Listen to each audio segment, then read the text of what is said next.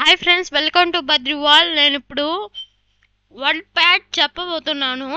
ఎవరైనా పోయిన పార్ట్లో నోట్ ప్యాడ్ చూడకపోతే నేను కామెంట్ సెక్షన్లో పెడతాను. కామెంట్లో అయినా డిస్క్రిప్షన్లో అయినా పెట్టేస్తాను, చూడండి. దానిలో క్లారిటీగా 2 పార్ట్స్గా విడతీసి చెప్పాను. దానిలో నోట్ ప్యాడ్ మొత్తం కవర్ అయిపోయింది 2 పార్ట్స్లో. ఇప్పుడు వర్డ్ ప్యాడ్ ఓపెన్ చేయడానికి 2 టైప్స్ ఉన్నాయి. అంటే ఇలా డెస్క్టాప్లో రైట్ క్లిక్ ఇచ్చి ఖాళీ ఏరియాలో రైట్ క్లిక్ ఇచ్చి న్యూ దగ్గర ఇక్కడ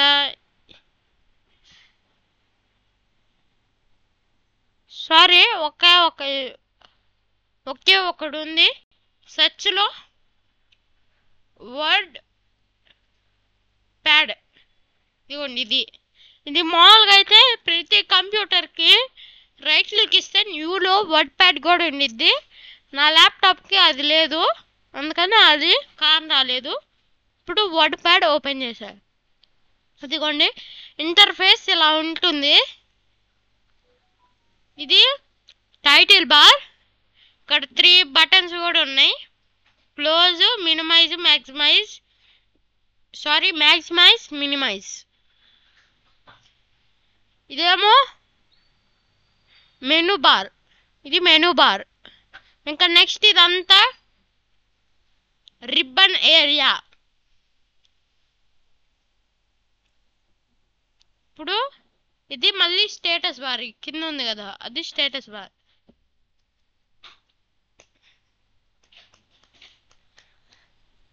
ఇప్పుడు ఈ ఫస్ట్ క్లిప్ బోర్డ్, హోమ్లో క్లిప్ బోర్డ్ చెప్పబోతున్నా. ఇప్పుడు నేను ఇదంతా టైప్ చేసా, ఈ టెక్స్ట్ టైప్ చేసా. నేను దీనంతా సెలెక్ట్ చేస్తున్నా. సెలెక్ట్ చేసేసా. ఇంకా దీనిలో కట్ అంటే ఈ టెక్స్ట్ ఇక్కడ ఉండకూడదు, మళ్ళీ వేరే చోటుకే ట్రాన్స్ఫర్ చేసుకోగలగాలి. అది కాపీ అయితే ఇది ఎలా అయితే ఉందో సేమ్ డిట్ రావాలి. మళ్ళీ ఇది ఇక్కడే ఉండాలి అనుకుంటే కాపీ యూజ్ చేస్తాం. Next paste. కట్ కాపీ చేసిన దీన్ని యూజ్ చేసిన తర్వాత యూజ్ చేయాల్సింది పేస్ట్. దాని బదులు పేస్ట్కి షార్ట్ కట్ కి Ctrl+V, మళ్ళీ షార్ట్ కట్ కి Ctrl+X, నెక్స్ట్ కాపీకి Ctrl+C. ఇప్పుడు సెలెక్ట్ చేసా, Ctrl+X అని కీబోర్డ్లో క్లిక్ చేస్తున్నా. అక్కడ కట్ అయిపోయింది. ఇప్పుడు గ్యాప్ ఇచ్చి ఎక్కడ రావాలనుకున్నా ఇప్పుడు అక్కడ కర్సర్ తీసుకొచ్చి ఇలా బ్లింక్ అవ్వాలి. అప్పుడు కర్సర్ ఎలా ఒక చోటికి తీసుకొచ్చి బ్లింక్ అవ్వకపోయినా పర్లా, కానీ కర్సరు ఎక్కడైతే మీరు యాడ్ చేయాలనుకున్నారో అక్కడ తీసుకొచ్చి పెట్టాలి. నెక్స్ట్ Ctrl+V అయినా క్లిక్ చేయొచ్చు, లేకపోతే క్లిప్ బోర్డ్ గ్రూప్లో ఈ పేస్ట్ బటన్ అయినా క్లిక్ చేయొచ్చు. ఇప్పుడు దీన్ని కాపీ చేయాలంటే మొత్తం సెలెక్ట్ చేసేయాలి. సెలెక్ట్ చేసి కాపీ అంటే కాపీ అయింది. ఎక్కడైతే రావాలో అక్కడ కర్సర్ పెట్టి Ctrl+V అయినా క్లిక్ చేయొచ్చు, లేకపోతే ఇక్కడ పేస్ట్ అయినా క్లిక్ చేయొచ్చు, పేస్ట్ బటన్ అయినా. ఇంకా నెక్స్ట్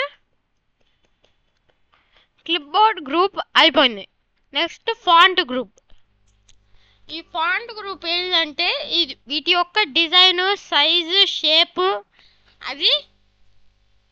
అది కస్టమైజ్ చేయను. ఇప్పుడు దీన్ని కస్టమైజ్ చేయాలంటే దీన్నంతా సెలెక్ట్ చేసి, దీని నార్మల్ స్టైల్లో ఉంది, అది క్యాలిబ్రీ.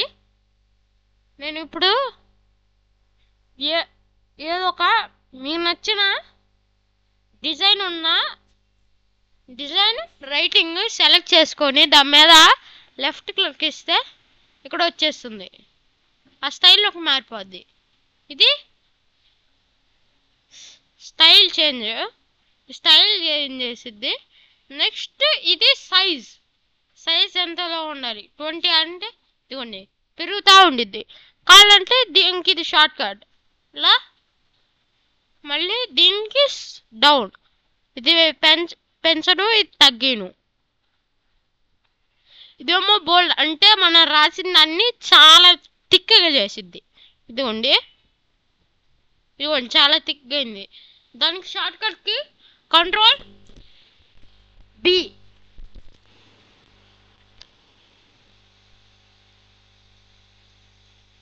అదిగోండి థిక్గా మారిపోయింది. మళ్ళీ Ctrl+B క్లిక్ చేస్తే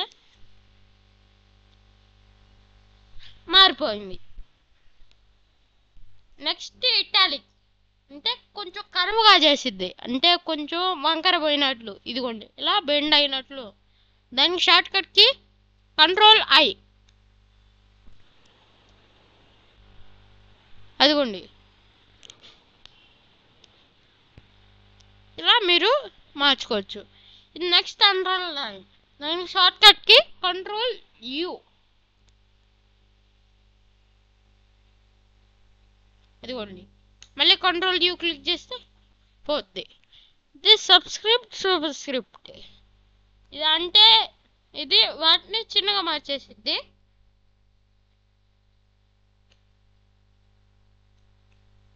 ఇప్పుడు H2O ఫార్ములా అంటే ఇది క్లోజ్ చేసి క్యాపిటల్ H తర్వాత 2 కింద కదా ఉండేది, అప్పుడు సబ్స్క్రిప్ట్ 2 మళ్ళీ నార్మల్ H2O ఇలా మీరు టైప్ చేసుకోవాలి. అదే మ్యాథమెటిక్స్ వస్తే 3 యొక్క స్క్వేర్ అంటే సూపర్ స్క్రిప్ట్ స్క్వేర్ అంటే 2 ఇలా మీరు సెట్ చేసుకోవచ్చు.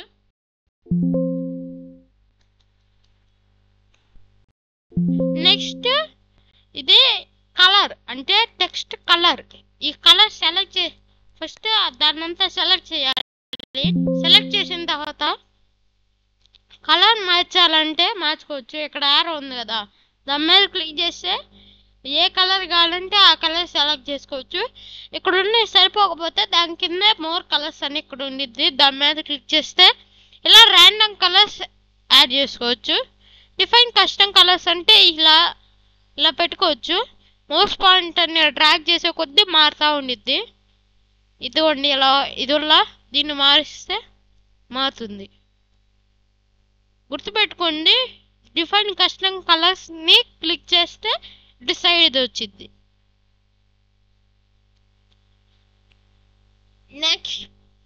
నెక్స్ట్ స్ట్రైక్ చెప్పడం మర్చిపోయా. స్ట్రైక్తో అంటే మధ్యలో గీత ఇచ్చింది, దీనికి షార్ట్ కట్కి లేదు. ఇప్పుడు నెక్స్ట్ బ్యాక్గ్రౌండ్ కలర్.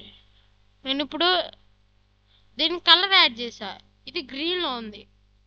దాని బ్యాక్గ్రౌండ్ గ్రీన్లో రావాలంటే సెలెక్ట్ చేసి బ్యాక్గ్రౌండ్ హైలైటర్ అని ఉండిద్ది, టెక్స్ట్ కలర్ పక్కనే దాని మీద యారో ఉండిద్ది పక్కన సైడ్న, దాన్ని క్లిక్ చేయండి.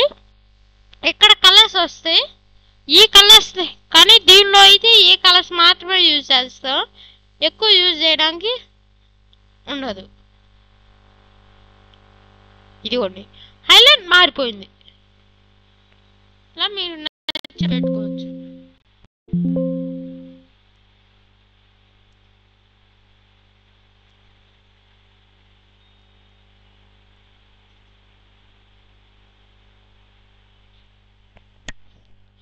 ఇంకా నెక్స్ట్ పారాగ్రాఫ్ గ్రూప్. ఇప్పుడు నేను ఇదంతా టైప్ చేసా, ఎంటర్ క్లిక్ చేసి ఇది కూడా టైప్ చేసా, కొన్ని క్లిక్ చేసా, కొంచెం టెక్స్ట్ యాడ్ చేశాను.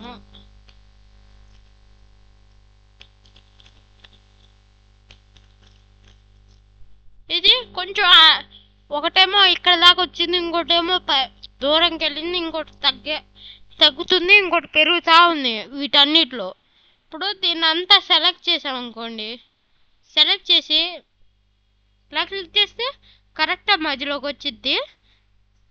ఇది అలైన్ టు లెఫ్ట్, ఇది అలైన్ టు సెంటర్, ఇది అలైన్ టు రైట్, ఇది జస్టిఫై. జస్టిఫై అంటే అన్ని ఈక్వల్ చేయాలి. నేను ఎంటర్ క్లిక్ చేసినందువల్ల ఇలా వచ్చింది కదా, అందుకని అది జస్టిఫై చేయలేకపోతుంది. వాటికి shortcut keys control E align to centre, control R align to right, control L align to left, control J justify. ఇదిగోండి ఇక్కడ మారింది. ఇదే ప్రతి లైన్ కి లాస్ట్ లో ఈ పీ షేప్ లో వచ్చింది. ఓకే అని క్లిక్ చేస్తే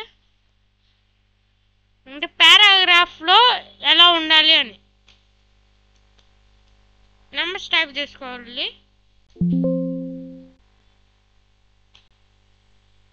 21 అని క్లిక్ చేసా. ఓకే అంటే ఇంకా లాస్ట్కి వెళ్ళిపోయింది. చూడండి మొత్తం టెక్స్ట్ అంతా పోయింది, అంటే అన్నిటికన్నా లాస్ట్కి వెళ్ళింది అందుకని. ఇప్పుడు దీంతో ర్యాండమ్గా మార్చుకోవచ్చు, అంటే నెంబర్ వైజ్గా మార్చుకోవచ్చు. ఇదేమో నార్మల్గా క్లిక్ వైజ్గా ఈ రెండు. ఇదైతే ఇటు సైడ్కి పంపిస్తుంది, ఇదైతే ఇటు సైడ్కి. ఇలా మీరు సెట్ చేసుకోవచ్చు. ఇదేమో బుల్లెట్, ప్రతి లైన్కి ముందులా ఇలా రావాలంటే ఇలా, నెంబర్స్ రావాలంటే నెంబర్, ఏబిసిడీలు కావాలంటే ఏబిసిడీలు, ఇలా మీరు నచ్చినట్లు మార్చుకోవచ్చు. ఇంకా బుల్లెట్స్ ఇదేమో లైన్కి మధ్యలో స్పేసింగ్ ఎంత ఇవ్వాలి అని, దాని మీద క్లిక్ చేస్తే ఇక్కడ చూపించి 1 పాయింట్ అంటే ఇంకా తక్కువ, 2 అంటే చాలా ఎక్కువ అయిపోద్ది. ఇంకా నేను 1.15 ఇలా మార్చా, 1.5 ఇలా మీకు నచ్చినట్లు వీటి మధ్యలో ఏదో ఒకటి సెట్ చేసుకోవచ్చు. Next insert group. ఆ ఇన్సర్ట్ గ్రూప్ నేను వచ్చే వీడియోలో వచ్చే పార్ట్లో చదువుతాను. నేను ఎందుకంటే వ్యూ కొంచెం చిన్నది కదా, మళ్ళీ ఫైల్ కూడా ఉంది కదా, దానికి కొంచెం అంటే ఒక వీడియోలో అయితే లాంగ్ అవుతుంది కదా, అప్లోడ్ చేయడం మాకు కూడా కొంచెం కష్టంగా ఉండిద్ది. అందుకని పార్ట్స్ వైజ్గా పంపిస్తున్నాను. దాన్ని కూడా చూడండి, చేసిన వెంటనే డిస్క్రిప్షన్లో యాడ్ చేస్తాను. Okay bye friends.